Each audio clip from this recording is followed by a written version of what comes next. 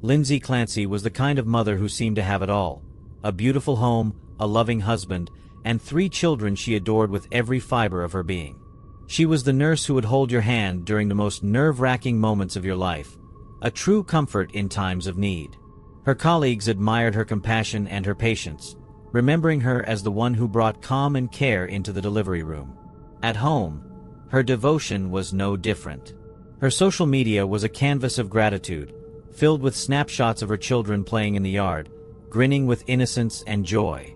Beneath each photo, her words told the same story: "I feel like the luckiest mama in the world." She wanted the world to know how much her family meant to her. To the outside world, she lived a life many envied: a dream family, a fulfilling career, a home full of laughter and love. But sometimes, what you see on the surface is just a shadow of the truth. Behind Lindsay's smiles, behind the warm family photos, was a hidden battle, a struggle so profound it would lead to an unimaginable tragedy. No one could have predicted what would happen next. Lindsay Clancy had the kind of presence that lingered long after you met her.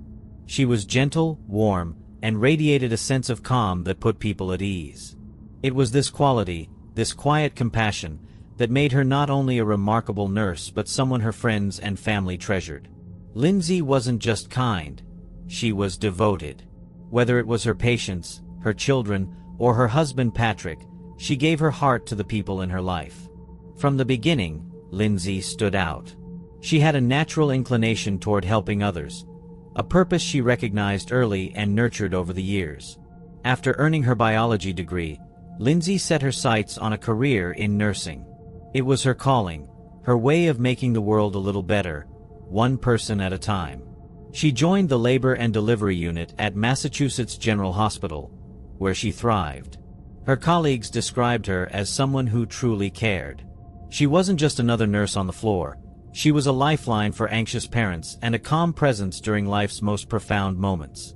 She guided mothers through labor with reassurance and empathy, becoming a trusted figure in their lives. Her patience was often requested by name, knowing that Lindsay had a way of making even the scariest moments feel manageable. She was the kind of nurse who stayed by your side, who remembered your story, and who celebrated your joy as though it were her own. Away from work, Lindsay's life was equally filled with purpose and love. In 2016, she met Patrick Clancy, a reserved but deeply kind software engineer. Their relationship blossomed quickly. Patrick's quiet demeanor balanced Lindsay's nurturing energy, and together, they built a partnership rooted in respect and mutual understanding. The two married later that year in a small but beautiful ceremony. It was the beginning of what many saw as a perfect life. They talked often about their dreams for the future: building a family, creating a home filled with laughter and love. And soon enough, those dreams began to take shape. Their first child, Cora, was born just a year later. Cora was everything Lindsay had hoped for: sweet, loving, and endlessly curious. Lindsay often marveled at how much Cora reminded her of herself, the way she cared for others and approached the world with wide-eyed wonder. As Lindsay balanced her demanding nursing career with the joys of motherhood, it became clear to everyone around her that she had found her true purpose. In 2019, the Clancy family grew again with the arrival of Dawson, a lively and charismatic little boy. If Cora brought sweetness to their home, Dawson brought energy and laughter. His smile was infectious, and his boundless curiosity kept Lindsay and Patrick on their toes. Dawson's joy was magnetic. He lit up every room he entered and quickly became the family's little comedian. By 2022, their family was complete with the birth of their youngest, Callan. He was lovingly nicknamed Happy Callan, because he seemed to smile more than he cried, a rare gift for any infant. For Lindsay, Callan was a dream. She adored her youngest just as fiercely as her older children, often saying she felt like the luckiest mother in the world to have 3 children so full of life and love. The Clancy home in Duxbury, Massachusetts, was a reflection of their family: warm, inviting, and brimming with happiness. It wasn't extravagant, but it was everything they had wanted: a house with a white picket fence, a backyard playground for the kids, and walls covered in family photos. These weren't just pictures to Lindsay, they were memories frozen in time, reminders of the love she had worked so hard to build. She was the mother who left parties early to tuck her kids into bed, the one who hated hearing them cry even for a moment. Lindsay thrived in the role of a caregiver, both at work and at home, and Patrick was right there beside her, a devoted father who shared her love and commitment to their children. On weekends, Patrick could be found in the backyard with the kids, pushing them on swings or helping them build forts out of sticks and leaves. He and Lindsay made a great team, balancing each other in ways that made their partnership seem unbreakable. To anyone looking in from the outside, the Clancy family seemed to have it all. Friends described them as the kind of family you'd want to know: happy, grounded, and deeply in love. Their life in Duxbury was idyllic, the kind of life that made people believe in the American dream. But sometimes, what you see on the surface is just a reflection, a carefully constructed image that hides the truth beneath. Even the most perfect-seeming lives can hide deep, invisible cracks. And for Lindsay, those cracks were beginning to grow. At first, they were small, almost imperceptible, a missed moment of joy here, a fleeting sense of overwhelm there. But over time, those cracks began to widen. Lindsay, the devoted mother, the beloved nurse, the glue that held her family together, was quietly fighting a battle no one else could see. And as the months went on, the weight of that battle became too much to bear. What happened next would leave everyone who knew her questioning how such a bright, loving life could spiral into such darkness. If you are watching this video until this very moment, it means you find true crime cases interesting. Don't forget to subscribe to Vic's Veil of Justice. Hit the bell icon so you never miss an update on the stories that matter. While Lindsay Clancy's life seemed idyllic with her loving husband and beautiful children, the reality behind closed doors told a far more complex and heartbreaking story. For years, Lindsay had quietly carried a weight that few could see. It started small, almost unnoticeable, a gnawing sense of unease that crept in after the birth of her first child, Cora. Motherhood, while fulfilling, brought with it challenges that Lindsay hadn't anticipated. At first, it was the sleepless nights and endless feedings, the adjustments that come with bringing a newborn into the world. Like many mothers, Lindsay felt overwhelmed, but she pressed on, determined to give her children the very best of herself. As the years went by and her family grew, so did the weight of her responsibilities. The demands of motherhood, coupled with her career as a labor and delivery nurse, began to stretch her thin. Lindsay wasn't just a mother or a nurse. She was someone who prided herself on being everything to everyone.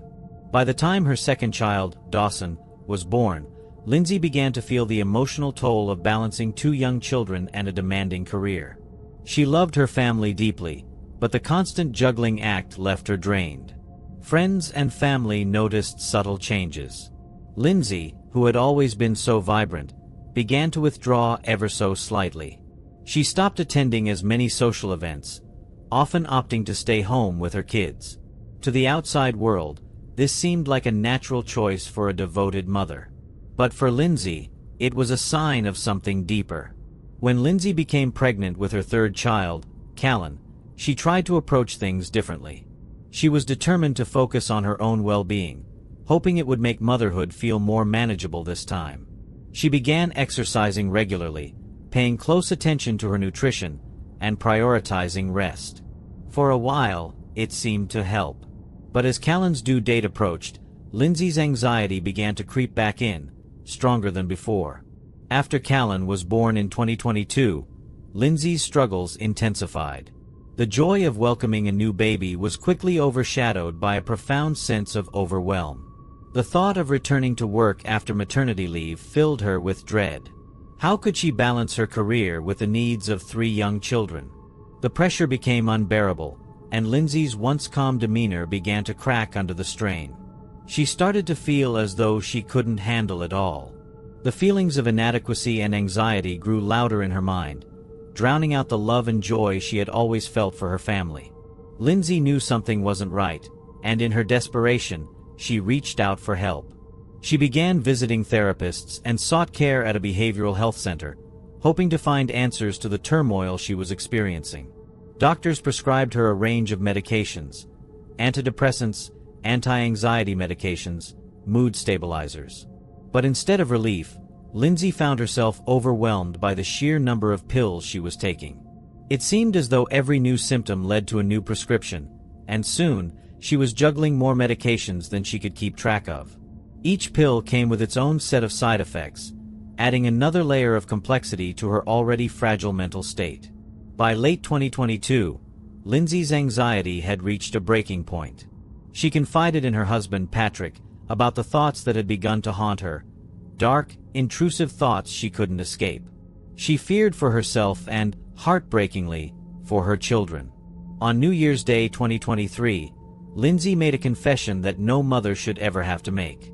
She told Patrick about the intrusive thoughts, the fears that had taken root in her mind and refused to let go. Patrick, alarmed but supportive, urged Lindsay to seek help immediately. Together, they decided that she needed more than therapy sessions and medications. Lindsay admitted herself to McLean Hospital, a facility known for its expertise in mental health treatment. For 5 days, she stayed there, receiving intensive care and support. When Lindsay was discharged, the doctors assured her and Patrick that she was not a danger to herself or others. For a brief moment, it seemed like things were beginning to stabilize. Lindsay tried to resume her life, focusing on her children and her own healing. Patrick stood by her side, offering love and reassurance every step of the way. But mental health struggles are rarely linear. Recovery isn't always a straight path, and for Lindsay, the darkness hadn't truly lifted. It had only retreated temporarily. In the weeks that followed, Lindsay tried to regain her footing, but the storm within her continued to grow. On the surface, she appeared more upbeat. She took her family on outings, visited museums, and spent time with her children. Her texts to her mother carried a lighter tone, and to those around her, it seemed like she was on the mend. But appearances can be deceiving. Behind her smile was a battle that no one else could see. And in the quiet moments, when the distractions faded and the weight of her thoughts returned, Lindsay found herself sinking further into despair. But in the weeks that followed, the darkness she fought would come to a breaking point. January 24, 2023, began like so many other days in the Clancy household. Routine, normal, and seemingly full of the everyday moments that make life feel secure. The morning light filtered into their Duxbury home as Lindsay prepared her 3 children for the day ahead. Cora, her eldest, who was 5 years old, chattered excitedly about an upcoming school activity.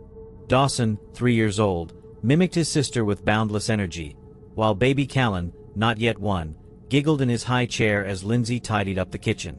Lindsay, ever the devoted mother, had scheduled a doctor's appointment for her children that morning. She bundled them up, their winter coats zipped tight against the cold Massachusetts air, and buckled them into the car. Patrick, working from home that day, kissed them goodbye as they left. Everything about the morning felt ordinary, predictable, even.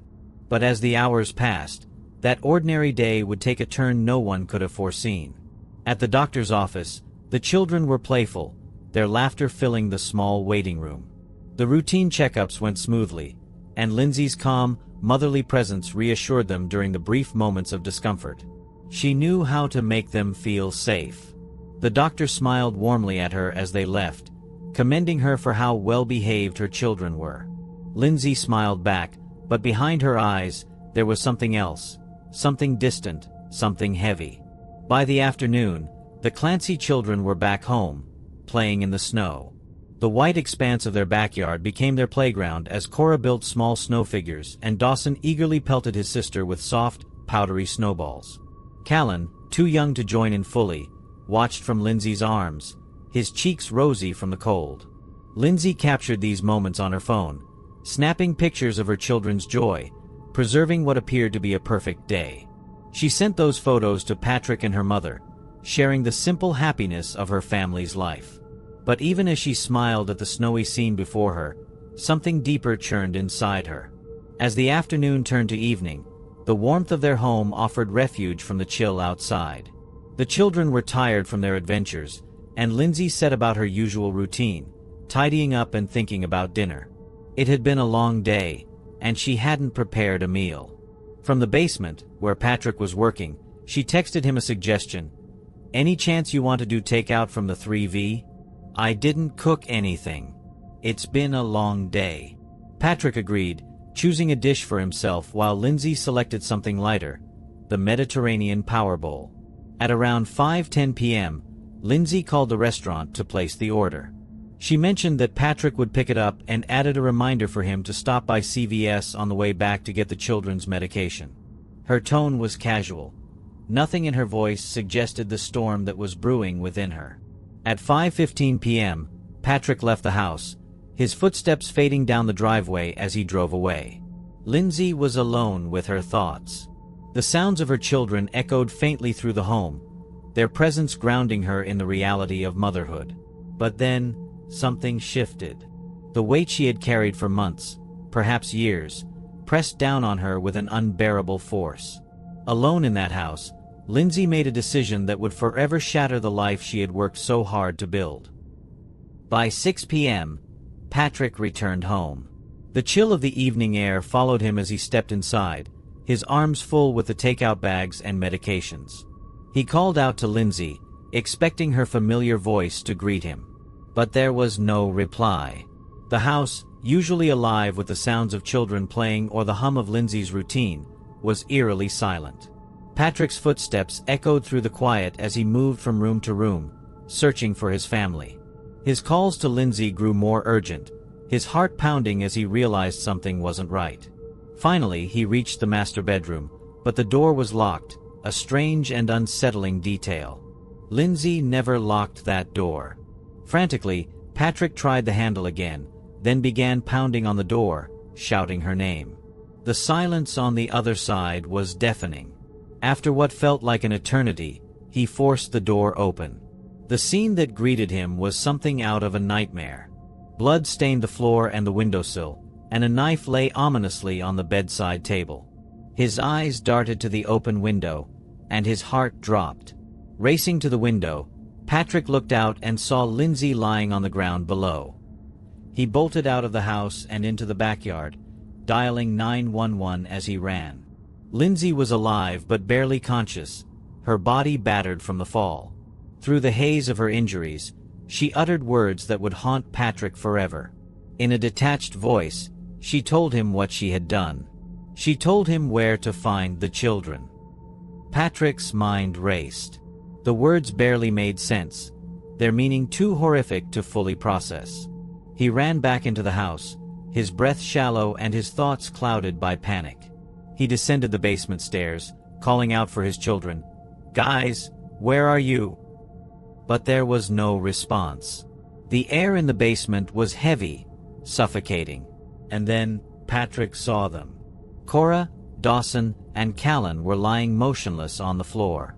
Exercise bands were tightly wrapped around their necks. The sight was too much to bear. Patrick screamed, a sound of pure anguish and disbelief that echoed through the home. Desperation took over as he rushed to their sides, begging them to wake up. "Cora! Dawson! Callan!" His voice cracked with each name, his hands trembling as he tried to undo what had been done. He shouted for the police, who had arrived to attend to Lindsay, to come downstairs and help. But it was already too late. Cora and Dawson, his two eldest, were pronounced dead at the scene. Callan, their baby, was still alive but unresponsive. The paramedics worked tirelessly to save him, and for a brief moment, there was hope. Callan was rushed to the hospital, where Patrick stayed by his side, holding his tiny hand as the hours passed. But Callan's injuries were too severe, and a few days later, he took his last breath in his father's arms. Patrick's world, once so full of love and laughter, was destroyed in less than 20 minutes. The silence that had greeted him upon his return home now made sense, but the cost of that understanding was unbearable. What could have driven a loving mother to commit such an unthinkable act? Lindsay was taken to the hospital under police custody, where she received treatment for her injuries. Despite the physical trauma, she remained stable enough to undergo questioning in the days that followed. During those sessions, Lindsay admitted to planning the act, a detail that sent shockwaves through everyone involved. What could drive a mother, someone who had seemingly dedicated her life to her children, to commit such an unthinkable crime? As the case moved into the legal system, The complexities of Lindsay's mental health became central to the investigation. Her defense team quickly raised the possibility of postpartum psychosis, a rare but severe mental health condition that can cause hallucinations, delusions, and a complete detachment from reality. According to the defense, Lindsay's actions were not the product of malice but of a mind that had been consumed by illness. They pointed to her recent history of anxiety, her admission to McLean Hospital weeks before the tragedy, and the overwhelming number of medications she had been prescribed in the months leading up to the crime. The list of medications was staggering: 13 different prescriptions within 4 months. Antidepressants, anti-anxiety drugs, mood stabilizers, sedatives. The combination was dizzying, and the side effects of such a cocktail were profound. Lindsay's attorneys argued that the over-medication had exacerbated her mental state, pushing her to the breaking point. Postpartum psychosis, coupled with these medications, they claimed, had clouded her judgment to such an extent that she could not be held fully responsible for her actions. However, the prosecution presented a far different narrative. They painted a picture of premeditation and intent, pointing to evidence found on Lindsay's phone in the weeks and days before the tragedy. Diary entries revealed troubling thoughts about her children, including feelings of resentment and frustration. In one entry, Lindsay expressed guilt over how her older children seemed to distract her from caring for baby Callan the way she wanted. The prosecution also highlighted online searches Lindsay had conducted, which included phrases like "ways to kill" and inquiries about treating sociopathy. For the prosecution, these details were damning. They argued that Lindsay's actions were not impulsive but deliberate, carefully planned in the quiet moments leading up to that fateful evening. To support this claim, they pointed to the timeline of events. Lindsay had suggested takeout to Patrick and calculated how long it would take him to drive to the restaurant and CVS. They argued that this showed forethought, an effort to create a window of opportunity when she would be alone with the children. The prosecution's case was bolstered by toxicology reports, which showed that while Lindsay had medications in her system, they were all within therapeutic levels. This, they argued, undermined the defense's claim that over-medication had driven her to act. The tragedy of the Clancy family left an indelible mark, raising questions that go far beyond the courtroom. How do we support mothers who are struggling? How do we recognize the signs of postpartum mental health crises before they escalate into catastrophe? And how do we navigate the thin line between accountability and compassion in cases like Lindsay's? Is Lindsay Clancy a victim of her own mind, or something far darker? The tragic story of Lindsay Clancy forces us to confront questions that are as difficult as they are essential. How does a loving mother, someone so devoted to her family, reach a breaking point so devastating that it defies comprehension? And how many others are silently struggling under the weight of similar pressures, unnoticed until it's too late? For Lindsay, the societal pressures of motherhood played a significant role. Today's mothers are expected to be everything: perfect caregivers, successful professionals, supportive partners, all while managing the endless, unseen labor of emotional and physical caregiving. But what happens when the weight of those expectations becomes unbearable? What happens when a mother feels she cannot ask for help, fearing judgment or, worse, stigma? This case also sheds light on postpartum psychosis, a rare but devastating mental health condition that affects 1 to 2 out of every 1,000 mothers.